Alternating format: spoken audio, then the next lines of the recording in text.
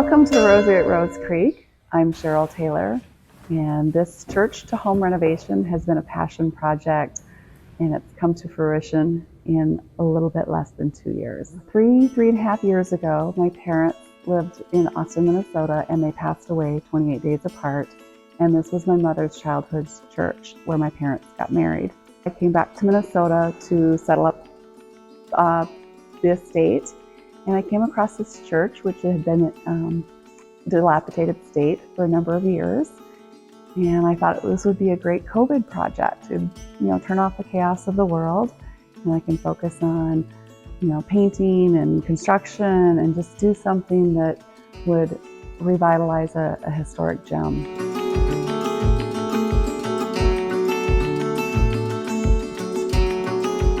This is the kitchen of the Rosary. This was complete in November of 2022. Designed a 9-foot long island, 5 foot deep, perfect for entertaining. And as I cook, or maybe another chef cooks for me, I can have friends here, and it makes a great interaction place in this kitchen. The kitchen that has a small sink area, again, granite countertops, a small dishwasher, and of course I had the glass cabinets put in so I could showcase some of my mother's Depression glass and some of my Depression glass that I've collected over the years.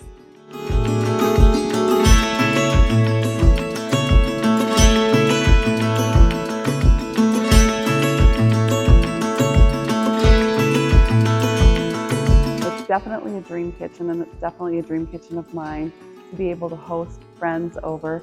And the kitchen plays nicely into the dining area. Repurposed the 11-foot dining room table from the basement, and the two areas just really harmonize well with each other. And then of course off the kitchen area is another sitting area where I've repurposed a pew. So people can mingle here, maybe have some appetizers, drink some wine, and just take in a little bit more of the view of the sanctuary.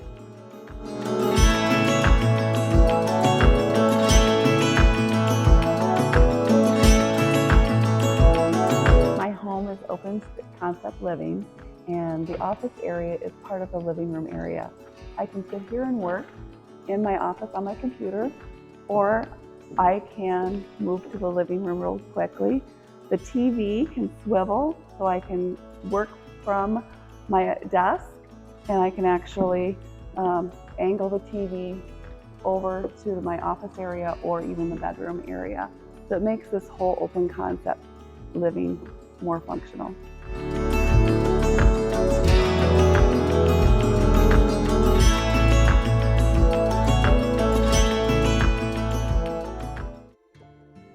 So this is the bedroom area on the pulpit in the sanctuary. And when I first put the bed up on the pulpit, it was the only place in the sanctuary that had floor space. Everything else in the sanctuary was full of boxes and other miscellaneous tools. And so I put it up here.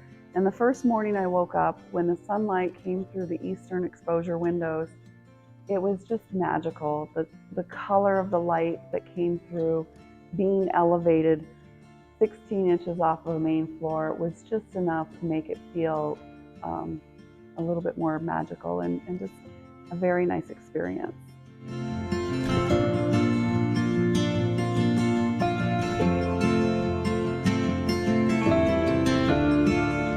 This is the main bathroom of the sanctuary component.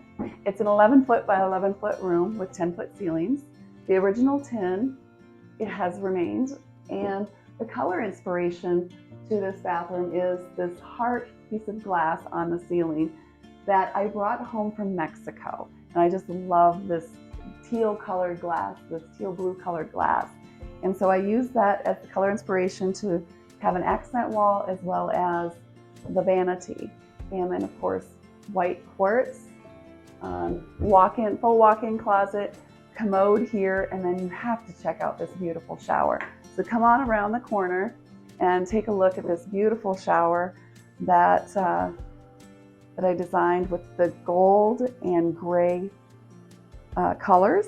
Usually you don't want to use a warm color and a cold color together, but you can kind of pull it off if it's done in the right way. So I was really happy. I was a little nervous that they might not flow, but I was really happy about how the gold and the gray really flow nicely together here.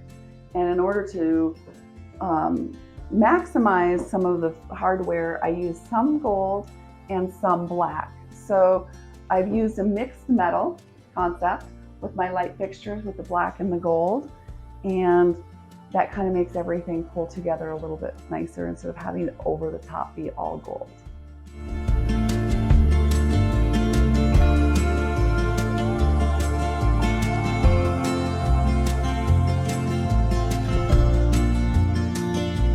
The 6-foot bathtub that's in the main sanctuary on the pulpit, yes, I did.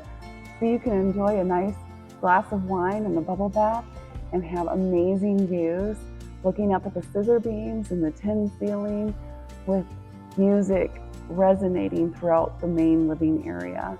And it's just a wonderful, relaxing experience to be here, to just sit and enjoy and relax.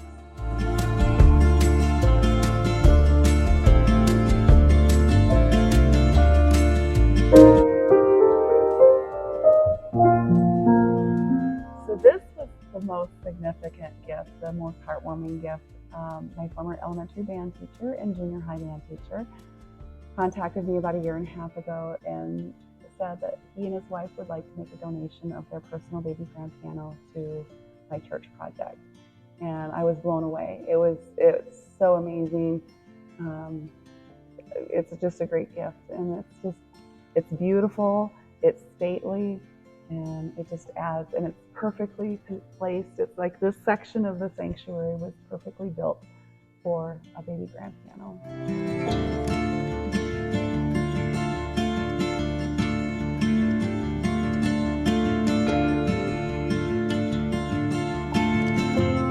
I finished the siding of the belfry all the way on the top where the siding meets the sanctuary part of the building. I was actually on that roof, 28 feet in the air, working with a friend and finishing up the siding and painting of the cross up there. Other improvements were the gutters. I hired a great guy from Leroy to do my gutters. I, last fall, put a new door into the main sanctuary so I could have another ingress-egress, and did the stairs that went down. And of course, I love the gutters. They just bookend the church so nicely on the exterior. Other improvements, of course, as we mentioned, was the polycarbonate on the stained glass windows. Polycarbonate I found was super easy to cut and drill, so it was a lot better than acrylic. So when I did about 1.5 years of research to figure out how to protect these stained glass windows, that was the solution. $2,000 versus $120,000 in polycarbonate. So a new window went in here. It replaced the lower sash of the stained glass, and that also allows for some natural light to get into the sanctuary. I can see what the weather's doing. Is it snowing? Is it raining? Do I need my umbrella? Do I need a coat?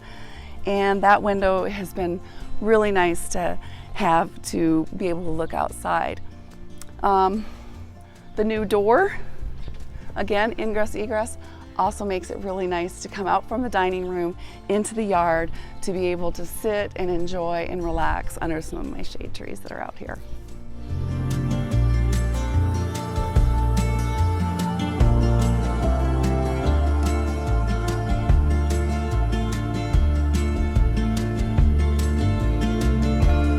Obviously, taking on a project like this is a very daunting task because the building had no utilities, no water, sewer, gas, electric.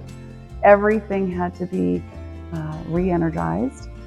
And so it was a learning curve on some things. It was dusting off old skills that I had. And of course, I learned a lot along the way. I learned a lot of carpentry skills.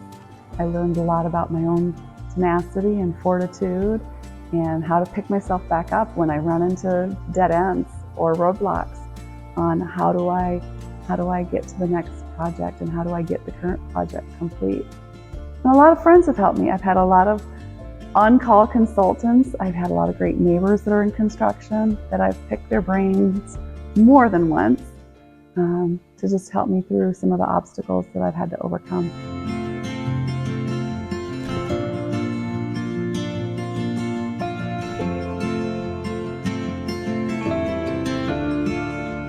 It's a beautiful church. It's not necessarily an ornate with a silver altar and magnificent statues and things. It's a simple country United Congregational church and it's in its diminutive state. It's very beautiful. It's very simple and beautiful and magical and quiet. And it just was a great motivation to see how much more beautiful it could become. The windows were, even just cleaning the windows, as simple as cleaning the windows and watching the light come through a little bit brighter. I wanted to keep a lot of the church feeling because you can't fight it because of the arched windows and the stained glass. It's always going to look like a church. So you need to work with those elements.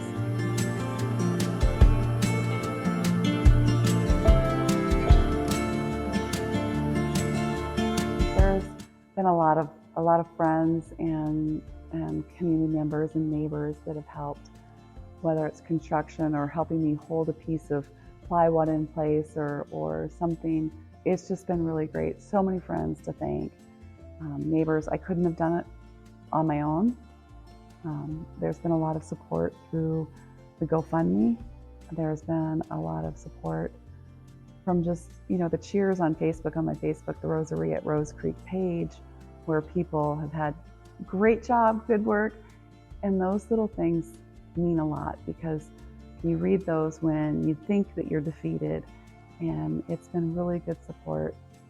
This is my home. It's my permanent home, and I just want to enjoy my home and allow me to have others enjoy my home through rental of the home, because I do travel a lot, and I think it's a great win-win to provide a destination stay for people who want to ride the bike trail or visit Austin, whatever brings them to this area. Hopefully they can enjoy the Rosary at Rose Creek as much as I do. I know I need a break. I know I have a few more things, of course, to finish up on this project. And who knows what the next phase of my life will be. Does anybody?